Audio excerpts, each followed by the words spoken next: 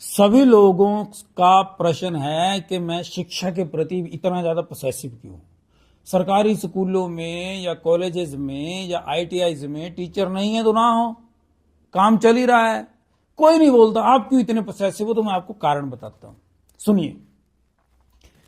भारत में आजकल एक मुद्दा बना हुआ है कि हम रुपए की कीमत गिरती चली जा रही है, 84 रुपए तक पहुंचा और नीचे जाएगी अमेरिका के डॉलर के मुकाबले में। ऐसा क्यों होता है? लोगों ने बोला जी देखो ये पहले मनमोहन सिंह के टाइम पे गिरता था, उस समय मोदी साहब बोला करते थे, अब मोदी साहब के आने के बाद भी गिरता चले जा रहा है। बिल्कुल गिरता चले जा रहा है, जबकि रूस की करेंसी और चाइना की करेंसी मजबूत है। क्यों है? अरे भाई बड़ा साधारण सा नियम है, ये सारा एक्सपोर्ट और इंपोर्ट के ऊपर निर्भर करता है, यानी आयात और निर्यात। आयात यानी जो सामान भारत आता है, जितने हजारों करोड़ रुपए का सामान भारत आता है और कितने हजारों करोड़ रुपए का बाहर जाता है। अगर हमारे यहां आने वाला सामान की कीमत ज्यादा है और जाने वाला सामान कम है, यानी हम लोग बाहर के देशों में कम सामान बेचते हैं, तो हमारा जो रुपया है, जो हमारी करेंसी होगी, उसकी कीमत कम होती चली जाएगी बनिस्बत इसके जो एक्सपोर्ट करने वाले देश हैं। ये मोटा सा नियम है, बड़ा साधारण सा नियम है। अच्छा, सरकार कोशिश कर रही है। अभी भी मैं पढ़ रहा था कि जो एमएसएमईज हैं, जो छोटे छोटे मीडियम दर्जे के जो उद्योग हैं, उनको सरकार अब कोशिश करने जा रही है एक बार फिर से कि उनको बिना किसी ब्याज के पैसे दिए जाएं, लोन दिया जाए, ताकि वो अपने काम को और अच्छे ढंग से कर पाएं। ये प्रोत्साहन के लिए कर रही है। जो मेरा कहना है, जिस मुद्दे के हुक्म इसी से जुड़ा हुआ है, आप देखिए कि अगर हमारे यहां से हाथ के बने हुए प्रोडक्ट्स फॉरेन कंट्रीज में एक्सपोर्ट हो जाएं तो एक्सपोर्ट बढ़ेगा, क्योंकि जितने भी यूरोप है, अमेरिका है, ऑस्ट्रेलिया है, वो लोग नेचुरल जो चीजें हैं उनका बड़ा ज्यादा उनको प्यार रहता है, वो उसको एक्सेप्ट करते हैं। पैसा है, ऑप्शंस उनको चाहिए होते हैं, नेचर से, हाथ से बने हुई चीजें। तो अगर हमारे यहां की जो सेल्फ हेल्प ग्रुप्स हैं, सरकार इनको जोड़ दें, इन्हीं की संस्था बना दे कोई। अब जैसे लिज्जत पापड़ है, अमूल है, कोऑपरेटिव सोसाइटीज ही है ना, ऐसे महिलाओं को जोड़ दे। अब ऐसा करने के लिए कॉन्फिडेंस लेवल बड़ा अच्छा चाहिए, और अगर एजुकेशन कम से कम प्राइमरी की एजुकेशन इतनी अच्छी हो जाए, कैलकुलेशंस अच्छी हो जाएंगी, बच्चा पहाड़े पढ़ पाता है तो गुणा घटाव जमा सब कुछ कर लेगा, तो अपना गुजारा, पैसे गिनने लायक तो हो जाएगा, अपना नफा नुकसान, फायदा नुकसान उसको पता चलना शुरू हो जाएगा। ये इसलिए मैं जोड़ता हूं इसके साथ, क्योंकि जो प्राइमरी की शिक्षा है ये बड़ी महत्वपूर्ण है। हमारे यहां एक बहुत बड़ा मजेदार काम चल रहा है आजकल, एक बड़ा हंगामा हो रहा है। एक जगह से आईटीआई उठा करके दूसरी जगह कुछ एक उसके कोर्सेज दूसरे जगह लेके जा रहे हैं, और एक करने वाले, दोनों विरोध करने वाले भी कांग्रेस ही है और जो लेकर के गए हैं वो भी कांग्रेस ही है। लेकिन जनता को मेरा इस बात को जनता से मेरी बड़ा अनुरोध है, अरे जहां मर्जी आईटीआई हो जाए, भाई साहब टीचर तो हो उस आईटीआई में पढ़ाने वाले। मैं आपको बताऊं, हमारे यहां पॉलिटेक्निकल है, पॉलिटेक्निकल इंस्टीट्यूट, हमारे एरिया में एक वही इंस्टीट्यूट है टेक्निकल, और वहां पे अध्यापकों की भी कमी है और स्टाफ की कमी। अगर आप कहीं भवन देखने चले जाओ तो इतना गंद मचा हुआ है, ऐसे लगता है जैसे चूहे ही हैं। क्यों? क्योंकि वहां पे सफाई कर्मचारी भी नहीं है, अच्छे ढंग से सफाई भी नहीं है। मुझे कैसे पता चला? चुनाव के दौरान मैं गया वहां पे, क्योंकि जो मशीनें थी, वोटिंग मशीनें वही थी, तो उन्होंने बुलाया था कि जी आप साइन करेंगे फिर हम दरवाजा खोलेंगे, फिर ये जो मशीन्स हैं, वोटिंग मशीन्स, ये बांटी जाएंगी, ये सारा सिस्टम था। तो मैं पूरा घूमा और मुझे बड़ा दुख हुआ, इतना बड़ा इंस्टीट्यूट है, फिर मैंने पता करा तो स्टाफ ही नहीं है वहां पे। मतलब सरकार इंस्टीट्यूट खोल देती है, ऐसे ही ये आईटीआई तो खोल देंगे, टीचर नहीं देंगे। क्यों? लोग मांग ही नहीं करेंगे। आप प्राइमरी स्कूल देख लो, गांव एक एक गांव में 2-2 3 दिन खोल दिए, टीचर नहीं दिए, किसी ने मांग ही नहीं करी। लोगों को लगा स्कूल खुल गया बस ठीक है, टीचर तो अपने आप आएगा। ये अंडरस्टूड है, स्कूल तभी चलेगा जब टीचर होंगे। लेकिन सरकार यानी नेता बड़े तेज होते हैं, ये बोलते हैं छोड़ो ना, बेवकूफ बना दिया, अब चबाते रहे च्युइंगम। तो ये चीजें जुड़ी हुई हैं। अगर हमारे यहां की शिक्षा अच्छी हो जाएगी प्राइमरी की, हमारे बच्चों को यह समझ आ जाएगा नफा नुकसान क्या है, उसके साथ साथ हमारी महिलाओं को अगर सरकार जोड़ दे, अच्छे अच्छे जो मैन्युफैक्चरिंग है, गोबर से धूप बनता है,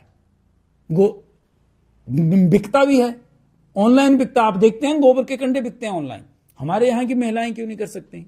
अगर सरकार उनको एप्रिशिएट करे, उनको टेक्नोलॉजी दे, थोड़ा हेल्प कर दे, मार्केटिंग का बता दे, तो वो हो सकता है ना। एक गांव में अगर 2-4 ग्रुप्स ऐसा कर ले इकट्ठे होकर के, कितना बढ़िया काम हो जाए।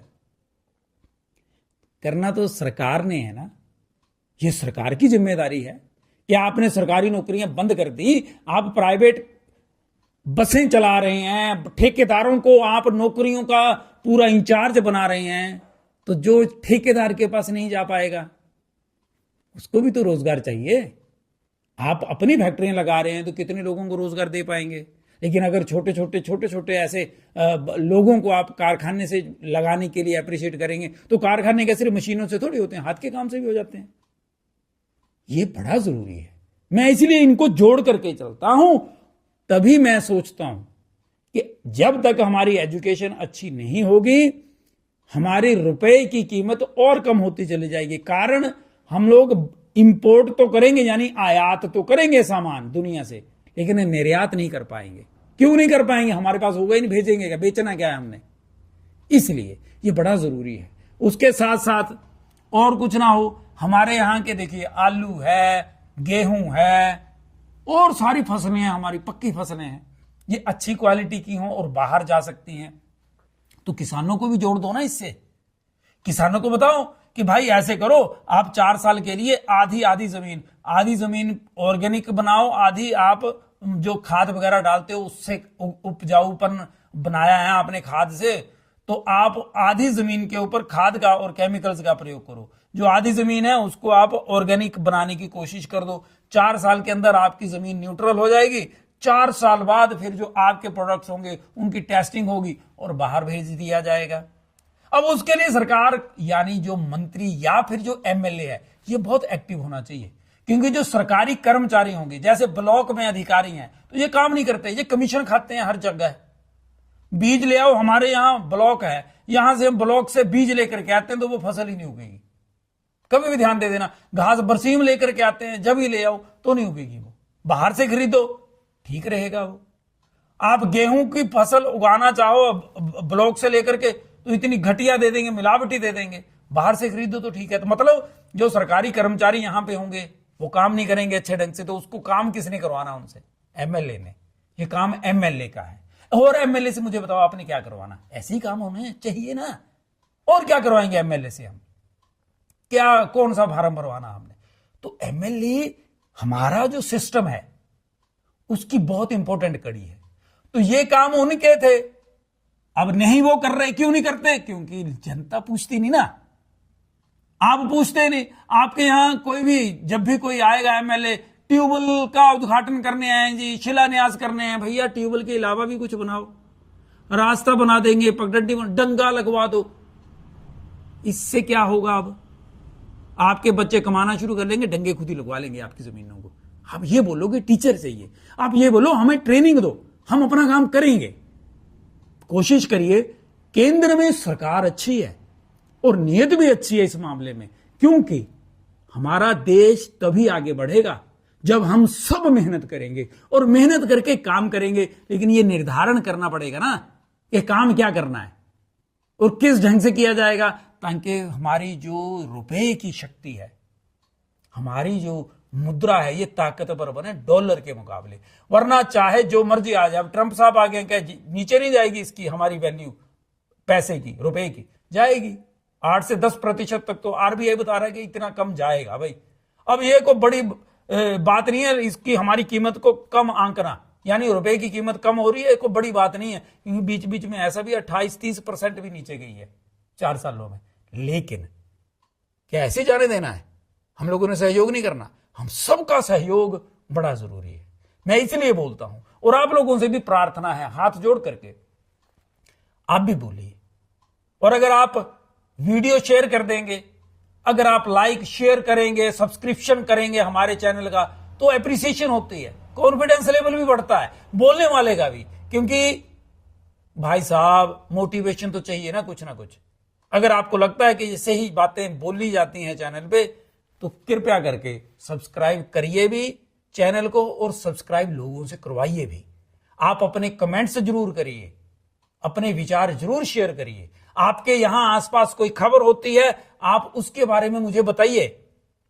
मैं आपकी मांग, मैं आप लोगों की बातें सोशल मीडिया में तो डाल सकता हूं ना, प्रिंट मीडिया हो या बड़ा मीडिया है हमारा इलेक्ट्रॉनिक मीडिया, उसमें तो मेरी पहुंच है नहीं, लेकिन यहां पर तो मैं हाईलाइट कर सकता हूं।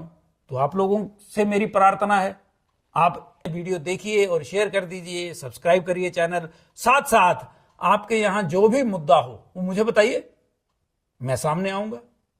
जय